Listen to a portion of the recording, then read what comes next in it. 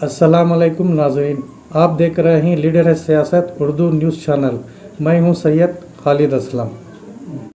जो हमारे गवर्नमेंट का एक नया ऑर्डर आया है, इससे उर्दू स्कूल्स में अंग्रेजी मीडियम खोलने का ये ऑर्डर है।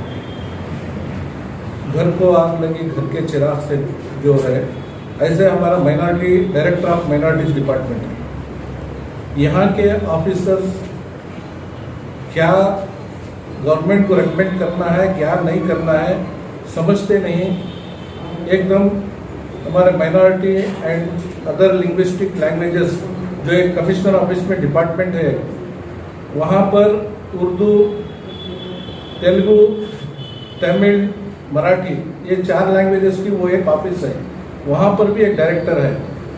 उस डायरेक्टरेट को इन्होंने रेकमेंड किया है कि उर्दू स्कूल्स में इंग्लिश शुरू करें, वो भी पहली जमात से 5वीं जमात तक। ये सरासर गलत है। क्यों बोले तो according to article 29 and 30 of our constitution, it is our fundamental right. हमारा फंडामेंटल राइट है कि हम अपनी मादरी जबान में बच्चे को 5वीं जमात तक पढ़ाना है, 1वीं जमात से 5वीं जमात तक। तो नेशनल एजुकेशन पॉलिसी में भी यही है कि 1 to 5th standard a child should learn in his mother tongue, तो अपनी मादरी जबान में पढ़ना है। तो ये डायरेक्टरेट ऑफ माइनॉरिटीज जो भी करते हैं, मैं उनसे गुजारिश करता हूं पहले एक सर्वे करें, फिर रेकमेंड करें।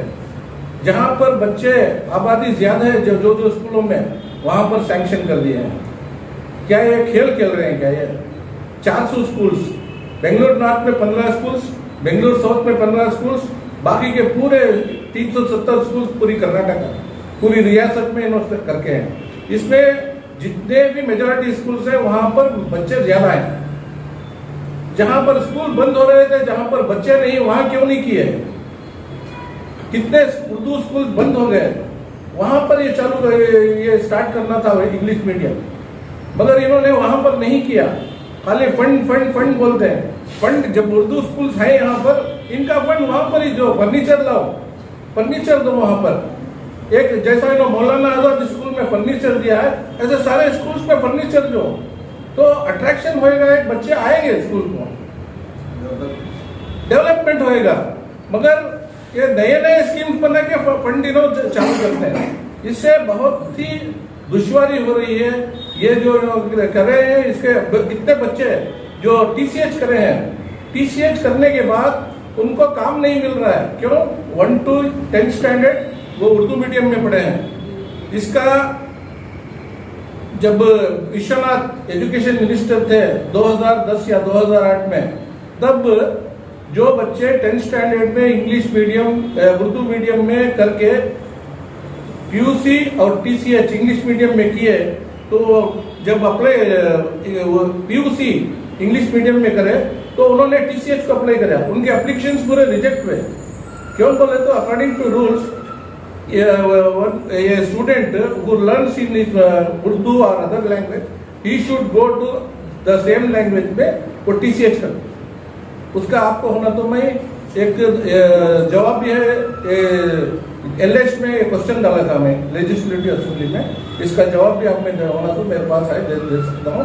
विश्वनाथ ने इसका जवाब दिया था कि 1वीं क्लास से 10वीं जमात तक जो लैंग्वेज में एक बच्चा हो या बच्ची पढ़ते हैं, अगर वो पीयूसी दूसरी लैंग्वेज में जाकर पीयूसी करेंगे तो भी 1 to 10 जो लैंग्वेज में है, वही लैंग्वेज का उस पर असर पड़ेगा, वही लैंग्वेज में वो टीसीएच को जानेगा। इसलिए अब हमारे बच्चे कितने टीसीएच करके हैं उर्दू मीडियम में, उनको काम कहाँ मिलेगा?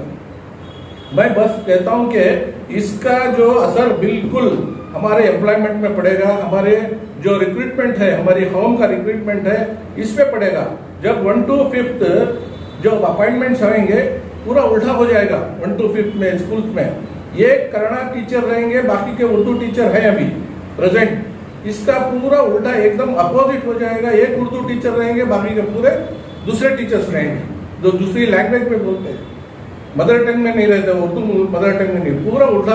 और इसमें और कर्नाटका स्टेट गवर्नमेंट में जितने भी एम्प्लॉइज है, फॉर एग्जांपल मुस्लिम एम्प्लॉइज 100 हैं तो 75 टीचर्स हैं, बाकी के पूरे 25 जो एम्प्लॉइज है दूसरे डिपार्टमेंट, कर्नाटका स्टेट गवर्नमेंट के जितने भी डिपार्टमेंट हैं उससे आते हैं 25%। 75% एम्प्लॉइज जो कर्नाटका स्टेट के मुस्लिम एम्प्लॉइज है वो एजुकेशन डिपार्टमेंट से आते हैं, जो स्कूल में पढ़ा रहे हैं। तो ये बिल्कुल हमारे रिक्रूटमेंट पर असर पड़ेगा, ये रिक्रूटमेंट पर असर पड़ेगा। और हमारे जो ये है तहजीब, हमारी तहजीब भी चले जाएगी। उर्दू स्कूल में जो पढ़ते हैं बच्चे, उनकी तहजीब वो भी खत्म हो जाएगी। इस तहजीब के पर कोई मार पड़ेगा, हमारे रिक्रूटमेंट पर भी मार पड़ेगा। और हाई स्कूल्स जो बेंगलोर में या कर्नाटक में चल रहे हैं, वहां पर इन्होंने बाइलैंग्वेज शुरू किए थे। बहुत से हाई स्कूल्स में उर्दू मीडियम और इंग्लिश मीडियम में चल रहे हैं। वहां पर आप जाकर देख सकते हैं कि 75% या 80% अंग्रेजी मीडियम में बच्चे चले गए हैं, 20% ही उर्दू मीडियम में है। वहां के असातिज़ा भी यही चाह रहे हैं, थोड़े बहुत असातिज़ा यही चाह रहे हैं कि इंग्लिश मीडियम में पढ़े बच्चे, उर्दू मीडियम में नहीं। और वहां पर जो मैंने कहा था उल्टा हो गया, एक ही उर्दू टीचर रहते, बाकी के पूरे सब्जेक्ट्स तो वो दूसरे लैंग्वेजेस के आते हैं। कोर सब्जेक्ट्स के जो भी हैं टीचर्स दूसरे लैंग्वेज में पढ़ाने का, और ये जो अंग्रेजी मीडियम में उन्होंने आते हैं। मेरी बात आप समझ रहे हैं। तो इस पे हमारे जो माशरा है और हमारा जो रिक्रूटमेंट है, इस पे सरासर बहुत ही असर पड़ेगा। हमारा रिक्रूटमेंट जाते जाते बहुत ही कम हो जाएगा कर्नाटका स्टेट गवर्नमेंट एम्प्लॉइज में। ये मेन पॉइंट है हमारा। मैंने डायरेक्टर ऑफ माइनॉरिटीज को समझाया था, उन्होंने मान ली ये बात कि हमारा रिक्रूटमेंट पर यह असर पड़ेगा।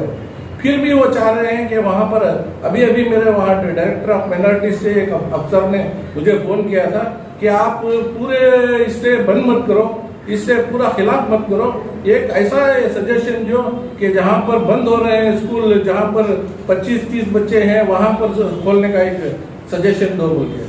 ऐसा नहीं होता, बाइलैंग्वेज बोले तो पूरा फ्यूचर में ये। और आपको एक बात बताता हूँ, बहुत से स्कूल में 6 स्टैंडर्ड से इंग्लिश मीडियम चल रही है एट प्रेजेंट। तो उर्दू स्कूल्स में हो या कन्नड़ स्कूल्स में हो, 6 स्टैंडर्ड से इंग्लिश मीडियम चल रही है। वहां पर बच्चे पढ़ रहे हैं 6 स्टैंडर्ड में। वहां भी 2 सेक्शंस रहते हैं, एक उर्दू मीडियम रहते हैं, एक इंग्लिश मीडियम, अब 6 to 7। और हाई स्कूल्स में बहुत से मेजॉरिटी हाई स्कूल्स में है।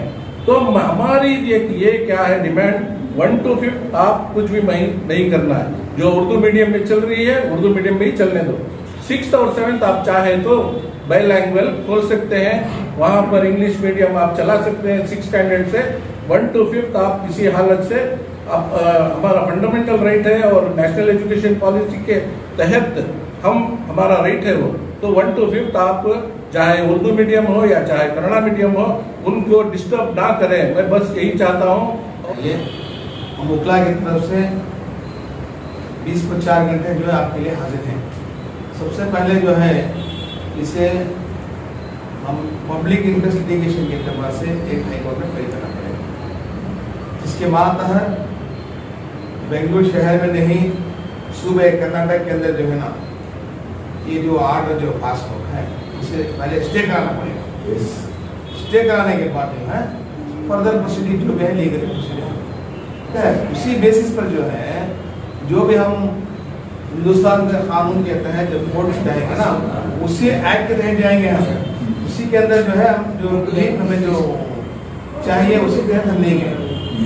उसका जो डेफिनेशन है, इसमें प्रोटेक्शन है, वो प्रोटेक्शन के अतबार से हम पिटीशन फाइल करने के बाद हमारे को रिलीफ मिलेगा। आप पिछले गवर्नमेंट की जब बात करें तो पिछले गवर्नमेंट में ऐसा प्रॉब्लम नहीं आया। आज जो माहौल है हिंदुस्तान के अंदर जो है सिर्फ माइनॉरिटी, वो भी मुस्लिम्स के लिए टारगेट किया जा रहा है, चाहे वो कोर्ट में अपॉइंटमेंट के लिए हो या टीचर्स अपॉइंटमेंट के लिए, कहीं भी जाएंगे तो जो आज जो सूरत हाल सेंट्रल गवर्नमेंट हो या स्टेट गवर्नमेंट के एतबार से हमें जो है एक बलि का बकरा बनाया जा रहा है। इसीलिए जो है अब मैं तो कानून के खिलाफ तो नहीं कह सकता, अब अंदरूनी बात अगर से बात कहें तो बात बढ़ जाएगी, वैसे तो यहाँ रिकॉर्डिंग हो रही है, वो अगली वो बात पे कहूँगा। वैसे तो हमें जो है बलि का बकरा बनाया जा रहा है, हर जगह हर फील्ड में हर जगह हमें जबा करने की कोशिश करें, वो सिर्फ हमारी गलती है। अगर मैं कहूँ, आप वो रिकॉर्ड करो लेकिन दिखाओ ना, मैं कहूँ तो जैसे कि किसी ने कहा कि घर को आग लगी घर के चिराग से, या उर्दू को आग लगी तो उर्दू के चिराग से। जब मैं उर्दू पढ़ता, मेरे 7th तक का उर्दू मीडियम, मैं भी उर्दू मीडियम पढ़ा, 7 तक का, बाद में इंग्लिश मीडियम में यहाँ लायक बन के टैंक हुआ। वो दौर में हर उर्दू टीचर पूरे बच्चा को एक साथ खाता, एक खाते को आता, एक पेट में आता। देखो, सबसे पहले मैं ये बताना चाहता हूँ कि हर इंसान को अपना हक, एक राइट है, एजुकेशनल राइट भी है, अपना पर्सनल राइट भी है। अगर किसी के माँ बाप अगर ये सोचते हैं कि मेरा बच्चा शुरू से इंग्लिश में ही पढ़ना चाहता है तो उनको पूरी आज़ादी है, इंग्लिश में ही पढ़ सकते हैं। अगर कोई किसी के ख्यालात, दीनदार के ख्यालात हैं कि हमारा बच्चा पहले उर्दू हमारी मादरी ज़बान सीखे, पहले अल्लाह रसूल की पहचान आ जाए, तो अगर ये ख्यालात रखते हैं तो उर्दू स्कूल से, तो ये इंग्लिश स्कूलों को उर्दू स्कूलों के अंदर दाखिला उसको मिलावट करेंगे तब ये इश्यूज होते ही रहते हैं, ये डिस्टर्बेंस होता है। उर्दू स्कूल अपनी जगह है, इंग्लिश स्कूल्स अपनी जगह है। उर्दू स्कूल जहाँ से इम्प्रूवमेंट्स हो रही है उसे इम्प्रूवमेंट्स होना देना चाहिए, उसको इनकरेज करना चाहिए उसे। और हमारे मुसलमान, हमारी कौम के मुसलमान अपने बच्चों को उर्दू तालीम भी दे, उर्दू तालीम 5वीं क्लास तक तालीम दे, ताकि वो माँ बाप को अच्छी तरह से समझ जाए, अल्लाह रसूल को अच्छी तरह से समझ जाए, उर्दू अच्छी तरह से जान ले। जब शुरू में ही इंग्लिश तो समझा दे, इंग्लिश भी ज़रूरी है, दुनिया की ज़िंदगी के लिए इंग्लिश भी ज़रूरी है, लेकिन आखिरत समझने के लिए उर्दू भी ज़रूरी है। अपनी ज़बान में जब तक बच्चे जो ज़बान से पैदाइश मदर टंग जैसा जितना अच्छा तरह से समझते हैं उतना दूसरी लैंग्वेजेस में नहीं समझते। अगर इसके खिलाफ अगर उर्दू स्कूलों के अंदर मुदाखलत करेंगे अगर ये एजुकेशन के बारे में, तो इंशाल्लाह इंडियन कॉन्स्टिट्यूशन के तहत हमारे पास भी राइट्स है, फंडामेंटल राइट्स है, एजुकेशनल राइट्स है। हाई कोर्ट के दरवाजे खटखटाएंगे, PAL के जरिए से, रिट पिटिशन के जरिए से दरवाजा टकेंगे, तो ऐसे नोटिफिकेशंस को चैलेंज करेंगे। उसके बाद में पॉपुलेशन के हिसाब से, इंटरेस्ट, पब्लिक इंटरेस्ट के हिसाब से कोर्ट मामला तय करेगा।